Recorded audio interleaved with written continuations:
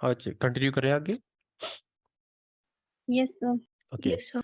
So next is a solution of copper sulfate is electrolyzed for 10 minute. कितने time के लिए? 10 minute.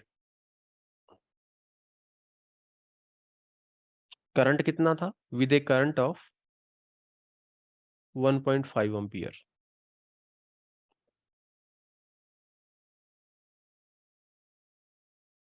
Current of 1.5 ampere.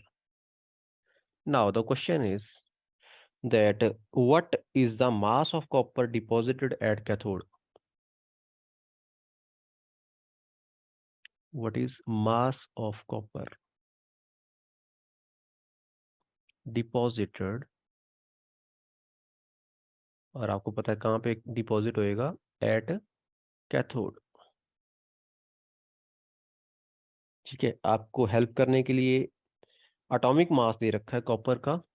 For copper atomic mass is 63.5 gram पर मोल। क्या बोला इसने? Copper sulphate की electrolysis आपने पढ़ी, तो इलेक्ट्रोलाइसिस करते वक्त कितने एम्पियर का करंट? 1.5 एम्पियर का करंट उसने पास आउट किया। कितने टाइम के लिए? 10 मिनट के लिए। तो बताओ कि भाई अगर आप 10 मिनट के लिए 1.5 एम्पियर का करंट पास कर रहे हो, कितना कॉपर बन जाएगा? किसके ऊपर? कैथोड के ऊपर, नेगेटिव प्लेट के ऊपर। हाँ जी, क्या लगता है?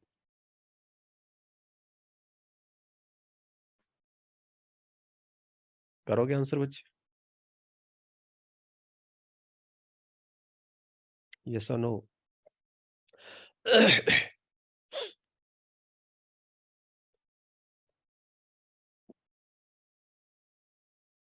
करवाऊं बच्चे या आप कर दोगे? करवा दो सर। करवा दें ना। तो देखो क्या है, सिंपल ही, आपने ज्यादा नहीं सोचना कि भाई पूरे सेल के बारे में सोचना चालू कर दिया ना। हमें किसके बारे में सोचना है? हमें सोचना है कॉपर आयन के बारे में। कॉपर आयन के ऊपर चार्ज कौन सा होएगा जो कि सॉल्यूशन में होएगा? +2 चार्ज ना। Yes sir. एक कॉपर आयन को रिड्यूस होने के लिए कितने इलेक्ट्रॉन की जरूरत होती है? 2 इलेक्ट्रॉन की टू जरूरत होती है, इलेक्ट्रॉन। तब जाके आपके पास एक कॉपर एटम आ जाता है। यही है। Yes okay, sir. अब आ जाओ इधर। ये जो ऊपर आपके पास स्टेटमेंट दे रखी है, ये बोल रहा है कि हमारे पास कितना करंट है, अमाउंट में करंट है 1.5 एम्पियर करंट है। कितना एम्पियर करंट है? 1.5 एम्पियर करंट है। कितने टाइम के लिए इसको पास किया? For 10 minute. 10 minute. 10 minute, sorry 1 minute लिख दिया मैंने यहाँ पे। 10 मिनट के लिए अगर 1.5 एम्पियर करंट पास किया जाए, तो अब हमें ये निकालना है कि चार्ज कितना होएगा, है ना। अगर हमें चार्ज का पता चल जाए, हम कॉपर का अमाउंट निकाल लेंगे। सो 1.5 एम्पियर अगर आप करंट पास करते हैं 10 मिनट के लिए, कितना चार्ज होएगा? तो आप निकाल लेते हो, निकालते हो कि नहीं? What is current? क्या फॉर्मूला होता है करंट का? Current is Q upon charge T. Over time ना। कितना चार्ज है ओवर कितना टाइम के लिए आपने चार्ज को पास किया, वो करंट होता है। तो अगर आपको बोल दिया जाए कि आप चार्ज निकाल के दो, फिर आप क्या करोगे? Current into time. Yes, so charge will be how much? इस केस में अगर मैं बोलूं, it will be 1.5 into 5 10। Multiply अब मिनट को क्या करना हमने? आपको पता हो अम्पियर जो सेकेंड्स है में। दैट इज, अम्पियर का मतलब क्या होता है? कूलम पर सेकंड होता है ना ये। तो हमें मिनट को किस में कन्वर्ट करना है? यहाँ पे लिख देता हूँ पहले मैं ना, एक सेकंड रुको, यूनिट भी साथ में लिखता हूँ तो आपको क्लियर हो जाएगा अदरवाइज। ओके, 1.5 क्या है? अम्पियर। अम्पियर को हम क्या लिख सकते हैं? This is coulomb per second ना, इसका unit, multiplied by what? Time का यूनिट। टाइम क्या है? 10 मिनट बोल रहा है, लेकिन मिनट को हमें क्या करना पड़ेगा? सेकंड में कन्वर्ट करना पड़ेगा, तभी चार्ज कूलम में आएगा। तो 10 मिनट को सेकंड में कन्वर्ट करना, कितने से मल्टीप्लाई करना पड़ेगा? 60 से ना। So this is sir. This much of second. इसको इससे कट कर दो, क्या रह गया? This is coulomb only. So what is charge in this case? Charge is equal to 900। है 900 कूलम। गलत मत कराना ना। चलो 900 कूलम आपके पास क्या आ गया? चार्ज आ गया। अब यहाँ पे चेक करना। अगर 1 कॉपर आयन है, उसको 2 इलेक्ट्रॉन चाहिए क्या करने के लिए? 1 कॉपर एटम बनाने के लिए। मेरा क्वेश्चन है 1 मोल ऑफ कॉपर आयन को, या 2 कर लेते हैं ना, 2 मोल ऑफ कॉपर आयन को, 1 से भी हो जानी थी कैलकुलेशन में ऐसे उल्टे में। 1 मोल ऑफ कॉपर आयन को 1 मोल ऑफ कॉपर एटम में कन्वर्ट होने के लिए कितने इलेक्ट्रॉन की जरूरत पड़ेगी? 2 मोल ऑफ इलेक्ट्रॉन की। यस और no? Yes, sir. Okay. 2 mole of electron are required to convert 1 mole of copper atom into copper ion। लेकिन अगर हम 1 मोल की बात करें, कॉपर एटम 1 मोल का मतलब कितना? This is 63.5 gram. यस और no? Because atomic mass is 63.5 gram पर मोल। 1 मोल होएगा तो उसका वेट कितना होएगा? 63.5 ग्राम। क्लियर हो गया? यस और नो? Yes, sir. अब बात करते हैं, कैसे बात करेंगे? 2 मोल का मतलब क्या हो गया? 2 मोल इलेक्ट्रॉन के ऊपर कितना चार्ज होगा? 2 into 96500 coulomb of charge give us what? 63.5 gram of copper. आपके पास जो चार्ज दे रखा है उसको लिख लो। कितना है? 900 coulomb of charge will give us how much? 63.5 divide by 2 into 96500 into 900। Yes और नो?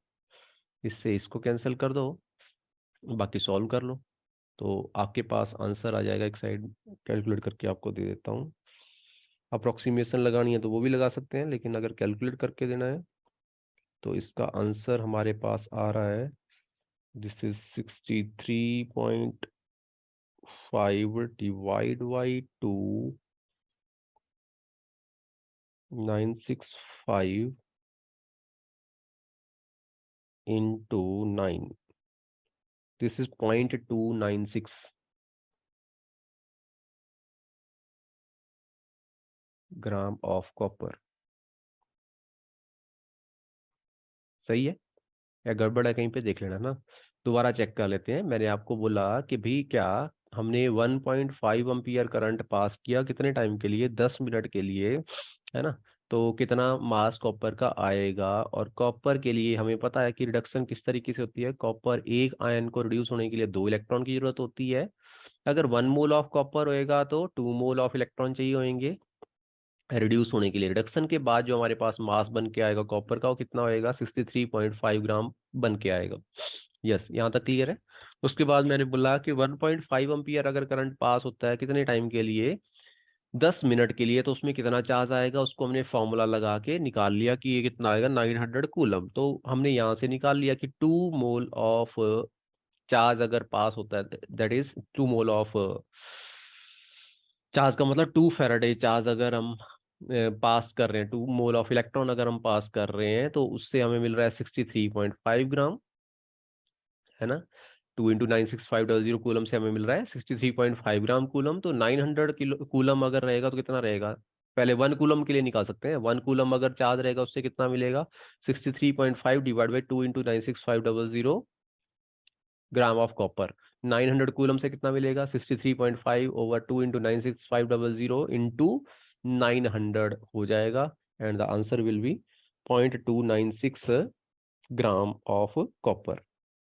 मैं यहाँ पे कार्बन लिख दिया अकेला, कॉपर। यस, क्लियर है बच्चे यहाँ तक? Yes, sir. ओके, जी बोलिए,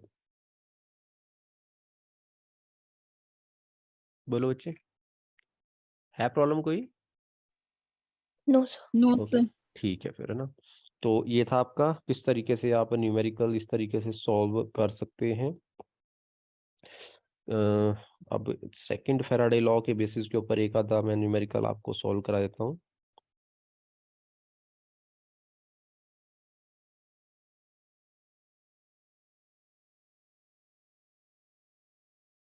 अभी मेरे को कोई इसमें,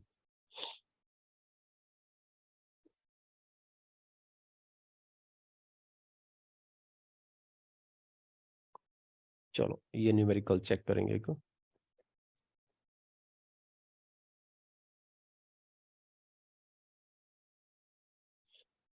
the numerical is based on second Faraday law. तो आपको एकदम से बता दिया मैंने, तो आप एकदम से कर भी पाएंगे शायद। कैसे? The question is to electrolytic cell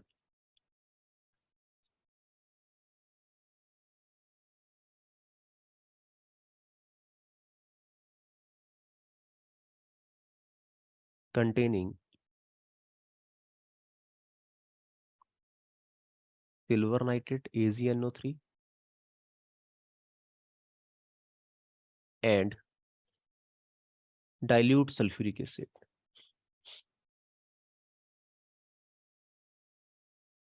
है ना, दो अलग अलग सेल है, एक में सल्फ्यूरिक एसिड डला हुआ है, एक में क्या डला हुआ है, सिल्वर नाइट्रेट डला हुआ है solution, and they are connected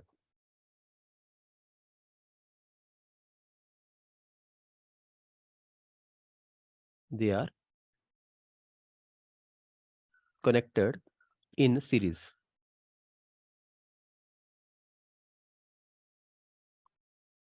and a steady current, otherwise current vary करता रहता है ना, तो स्टेडी करंट मतलब सेम करंट है ना, a steady current sorry of 2.5 ampere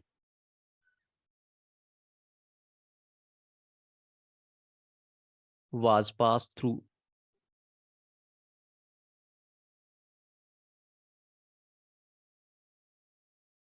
them till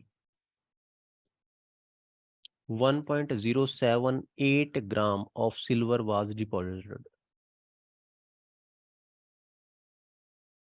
Silver was deposited, और यहाँ पे सिल्वर का एटॉमिक मास में बता दूं 107.8 ग्राम पर मोल, है ना। तो आप देख रहे होंगे न्यूमेरिकल के अंदर जब भी इस तरीके से रहेगा तो ट्राई किया जाएगा कि आपको मल्टीपल ऑफ एटॉमिक मास में ही क्वेश्चन किया जाए। तो 1.078 का मतलब क्या हो गया, ये हो गया 100th पार्ट, है ना, ऑफ एटॉमिक मास जो भी आपके पास दे रखा है 1 मोल, है ना। So silver was deposited and having atomic mass this is 107.8 gram पर मोल। यहाँ पे 1 फैराडे की वैल्यू भी इसने दे रखी है, अदरवाइज आपको जरूरत नहीं है शायद, है ना। What is the value of 1 Faraday? This is 96500 coulomb. So पहला क्वेश्चन ये कर रहा है how much electricity was consumed, how much electricity was consumed, कितनी इलेक्ट्रिसिटी कंज्यूम हुई। अमाउंट ऑफ इलेक्ट्रिसिटी मतलब चार्ज फाइंड आउट करना है आपने एक तो, और दूसरा बोल रहा है what was weight of oxygen liberated, weight of oxygen liberated, कितनी ऑक्सीजन बनेगी कहाँ पे, सल्फ्यूरिक एसिड वाले सेल के अंदर, है ना। तो ये दो क्वेश्चन यहाँ से अराइज हो रहे हैं। क्या बोला?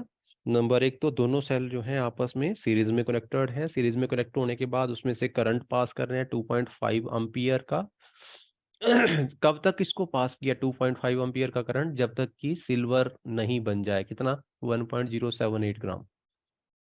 ठीक है, तो अब अगला क्वेश्चन कि कितनी इलेक्ट्रिसिटी आपने पास करी और कितना ऑक्सीजन बनेगा कहाँ पे, सल्फ्यूरिक एसिड वाले सेल के अंदर, एनोड के ऊपर बनेगा, है ना। तो इसको कल डिस्कस करें, तब तक आप खुद से ट्राई करो, अगर नहीं होएगा तो फिर मैं करवा दूंगा ना। अभी के लिए इतना ही, ठीक है बच्चे, एंड करें। Yes, sir. Okay, thank you, have a nice day. Thank you, sir.